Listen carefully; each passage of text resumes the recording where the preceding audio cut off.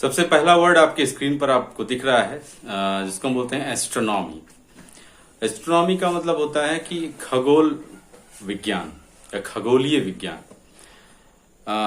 The branch of a science that studies celestial objects, about celestial object. Celestial का मतलब होता है आकाशीय या हम स्वर्गीय।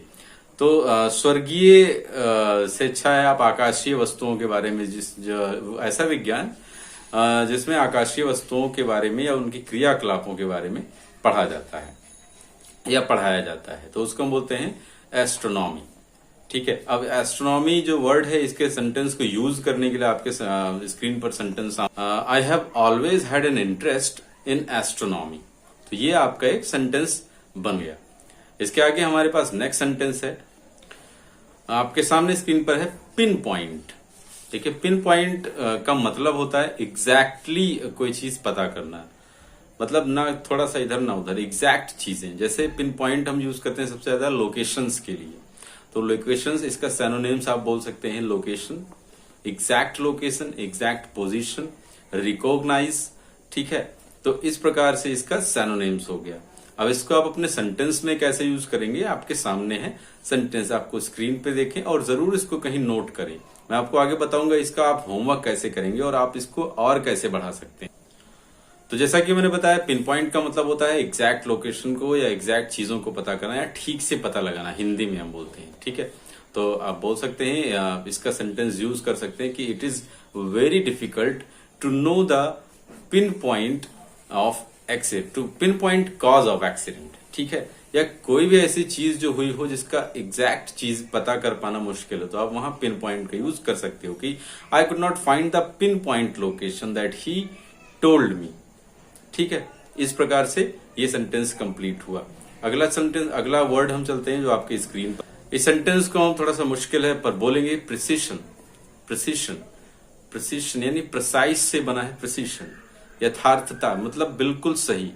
प्रिसिशन मतलब बिल्कुल सही। एग्जैक्टनेस, करेक्टनेस, हम इसका सिनोनिम्स बोल सकते हैं।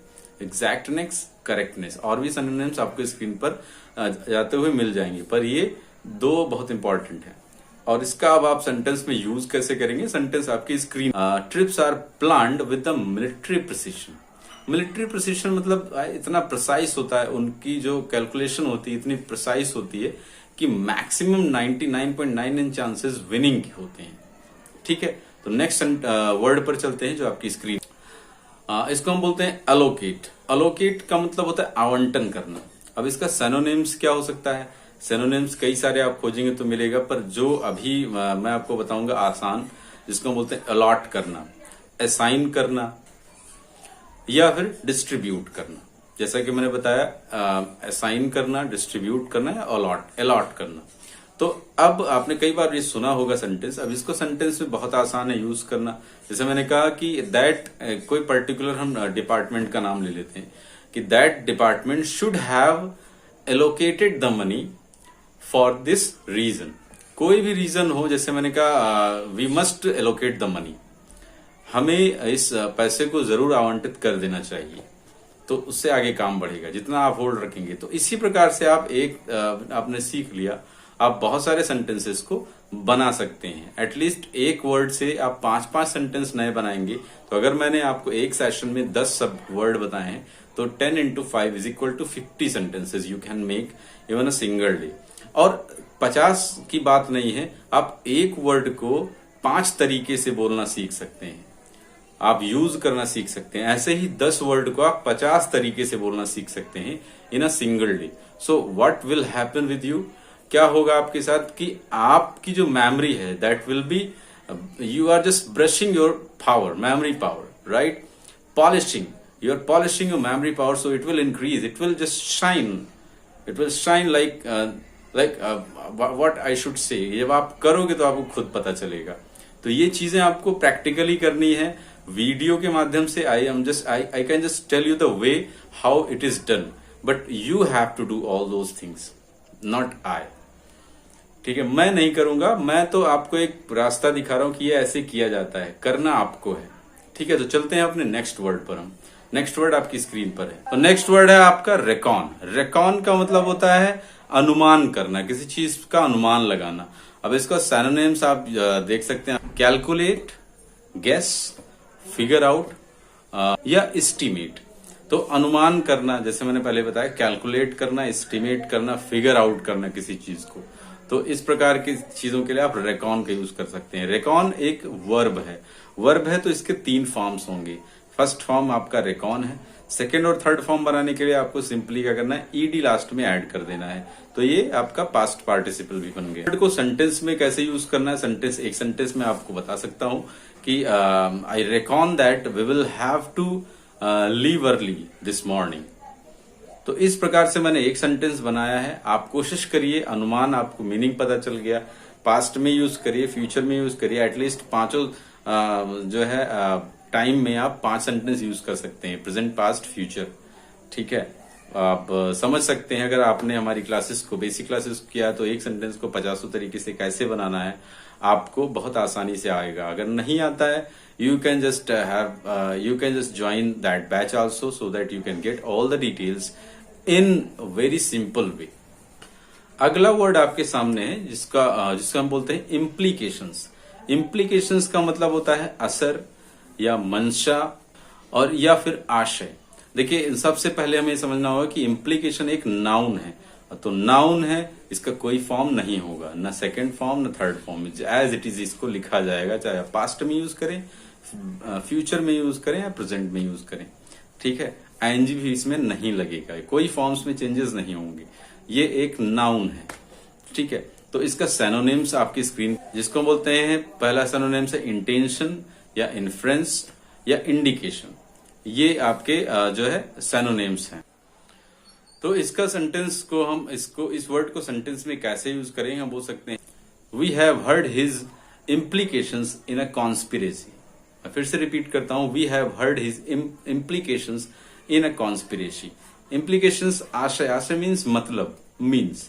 ठीक है, तो इस प्रकार से हमने ये कंप्लीट कर लिया। अगला वर्ड आपके सामने है। अगला वर्ड आपकी स्क्रीन पर है, लिखा हुआ है सैक्रेड। सैक्रेड का मतलब पवित्र होता है। आपने एक बहुत ही जो है फेमस एक मूवी था या कोई वेब सीरीज थी, आई थी। कमेंट में जरूर बताइए कि वो मूवी था या वेब सीरीज, क्योंकि I don't know exactly what was that. थोड़ा सा मैंने देखा था एक्चुअली, स्टार्टिंग के आई थिंक एक पार्ट भी मैं देख पाया था, उसके बाद फिर देख ही नहीं पाया, नेट का इश्यू था। तो सैक्रेड का मतलब पवित्र होता है। पवित्र सिनोनिम्स आप बोल सकते हैं, होली, HOLY, होली, वो होली नहीं, होली, गॉडली, सेंटली। ठीक है, तो इस प्रकार से ये सिनोनिम्स आपने जान लिया और इसका मतलब पवित्र होता है। अब इसको आप सेंटेंस में कैसे यूज करेंगे, it is up to you. मैं आपको एक एग्जाम्पल सेंटेंस बताता हूँ। Cows are sacred to Hindus, मतलब गाय हिंदुओं के लिए पवित्र है। तो आप वहां सैक्रेड इजिली यूज कर सकते हैं। हेवनली भी इसका एक सिनोनिम्स हो सकता है। और ये जो सैक्रेड है वो वर्ब नहीं है, ये एक नाउन है। आई एम सॉरी, ये एडजेक्टिव है, और एडजेक्टिव है तो इसमें कोई फॉर्म्स में चेंजेस नहीं होगा। नेक्स्ट वर्ड आपके सामने स्क्रीन पर है प्रोफेन। प्रोफेन का मतलब ऐसे होता है भ्रष्ट। पर यहाँ ध्यान देने वाली चीज, मीनिंग बताने से पहले मैं और डिटेल में जाऊं, मैं बता दूं, ये भी एक एडजेक्टिव है। ठीक है, कोई फॉर्म्स में चेंजेस नहीं होगा। एडजेक्टिव है तो कुछ भी बदलाव नहीं होगा, एज इट इज लिखा जाएगा। क्रिया विशेषण है। अब इसकी मीनिंग होती है भ्रष्ट। पर अगर आप करप्शन वाला भ्रष्ट समझ रहे हैं तो यू आर रॉन्ग। ये करप्शन वाला भ्रष्ट नहीं है। इसका मतलब, प्रोफेन का मतलब भ्रष्ट इन द सेंस ऑफ अपवित्र, जो पवित्र नहीं है। ठीक है, इसका आप सिनोनिम्स आप जान सकते हैं प्रोफेन का, यानी प्रोफेन का जो सिनोनिम्स होगा वो होगा अनसैक्रेड, या आप बोल सकते हैं नॉन रिलीजियस। ठीक है, इस सेंस में प्रोफेन को हम यूज करते हैं। ठीक, अब इसका, या not connected with the religious और विद द गॉड। ठीक, जो बिल्कुल भी कनेक्टेड नहीं है भगवान से, भ्रष्ट है, वो मानता ही नहीं है। वैसे तो इसका एक और मीनिंग होता है, नास्तिक होता है। आप ढूंढ लीजिएगा नास्तिक इंग्लिश क्या होती है, ये आपके लिए होमवर्क है। कमेंट करके जरूर बताइएगा कि नास्तिक को हम इंग्लिश में क्या कहते हैं। और मैं बोलना चाहूंगा कि इसका सेंटेंस में हम कैसे यूज करेंगे। तो मैंने कहा कि वो एक मतलब बहुत ही भ्रष्ट इंसान है, मतलब जो नॉन रिलीजियस, रिलीजन को मानता ही नहीं। तो हम बोल सकते हैं he was a loud profane man, ठीक है, दैट इज करेक्ट, और ये कंप्लीट हो गया। इसके बाद नेक्स्ट वर्ड आपके स्क्रीन लिखा हुआ है रिस्पॉन्सिबिलिटी। रिस्पॉन्सिबिलिटी मतलब जिम्मेदारी। ये एक नाउन है, नाउन है तो इसमें कोई फॉर्म्स नहीं है, कोई चेंजेस नहीं होगा, ठीक है। जिम्मेदारी, इसका आप सिनोनिम्स बोल सकते हैं अकाउंटेबिलिटी, रिस्पॉन्सिबिलिटी तो खुद में रिस्पॉन्सिबिलिटी है ही, ड्यूटी एंड ऑब्लिगेशंस, ये इसके सिनोनिम्स हैं। अब बात करते हैं इसको सेंटेंस में यूज करने की। सेंटेंस में यूज करने के लिए मैंने एक सेंटेंस बनाया है अपनी तरफ से। You can also give it a try and at least you should make minimum 5 sentences using this word. तो आपकी he has no sense of responsibility, मैंने कहा उसको जिम्मेदारी कुछ पता ही नहीं जिम्मेदारी क्या होता है। He has no sense of responsibility, ठीक है। इस प्रकार से आप छोटे छोटे सेंटेंसेस बनाने का प्रयास करिए। पहले बेसिक लेवल से आप स्टार्ट करिए, धीरे धीरे आप एडवांस लेवल तक जा सकते हैं। कठिन या tough sentences you can also give it a try to make some tough sentences using the same word, right. So now let's go and move forward to the next word. The next word is on your screen. Next word है आपके सामने collaboration. Collaboration एक noun है। Collaboration का मतलब होता है, ये एक नाउन है। कोलैबोरेशन का मतलब होता है सहकार्य। सहकार्य जिसको हम सिनोनिम्स बोल सकते हैं अलायंस, ठीक है, अलायंस या पार्टनरशिप, ठीक, पार्टनरशिप, अलायंस या टूगेदरनेस। या एक और बहुत ही कॉमन है ज्वाइंट एफर्ट, कोई काम ज्वाइंट एफर्ट के द्वारा किया जाए। तो इसको यूज करके हम एक सेंटेंस बना सकते हैं, जैसे मैंने कही कि वो आतंकवादियों के साथ काम करने के कारण गिरफ्तार किया गया। तो he was arrested for the collaboration with the terrorist. अब आप अपने मन से तमाम सेंटेंसेस, एटलीस्ट तमाम नहीं पर 5 तो कम से कम बनाएंगे ही बनाएंगे। आई होप आपको चीजें समझ में आई होंगी। आज मैंने जितने भी वर्ड्स बताए हैं, I did not count but you must have counted, आपने जरूर काउंट किया होगा। और उन सब से मैंने आपसे कहा था मैं तरीका बताऊंगा। तरीका ये कि जितने भी आपको वर्ड्स आज मिले हैं, पर वर्ड आपको 5 sentences you have to make on yourself. आप कहीं से भी सर्च करिए, पर इंटरनेट पर जाकर सर्च करने से पहले थोड़ा न्यूज़पेपर पढ़कर देखेंगे, ठीक है, वहां से आपको आइडियाज मिल सकता है। या इंग्लिश की कंटेंट आप पढ़ने की कोशिश करेंगे, आपको न्यूज बहुत सारे गूगल पर भी मिल जाएंगे, आप वहां पढ़िए। उसके बाद आप कोशिश करिए खुद से सेंटेंस बनाने की, और at least per word 5 sentence you have to make and write down in your notebook, ठीक है, एक प्रॉपर नोट्स बनाकर चलेंगे।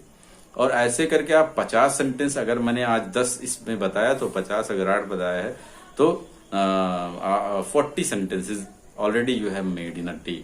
और अगर मेरी ये गारंटी है, if you are just making 20 to 50 sentences every day using different words, definitely your mind will be sharp, your mind will be bright and shine.